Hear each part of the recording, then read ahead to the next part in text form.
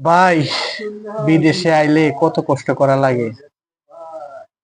সাইডেও যায় কাম করি কষ্ট কইরা, আবার রুমে আইলে রান্না করো।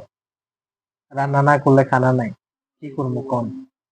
এই যে আজকা শুক্রবার, ভাবছিলাম ভালো মন্দ কিছু খামু, কিন্তু অনেক টাকা নাই, কি করবো? টাকা নাই। অনেক চিন্তা করছি যাই যা খালি ডাইল ডাইল হইব, বুঝছেন? প্রবাসী জীবনটা এমনই ভাই। দেখেন এই যে পেঁয়াজ কাটতে আসছি, আরো এই শাক লতা মতা দিয়ে গেছে, খাইতে হইব। কারণ টাকা বাঁচাইতে হইব, টাকা না বাঁচাইলে ফ্যামিলি চলতো না। পোলা বাচ্চা লেখাপড়া করিয়া এখন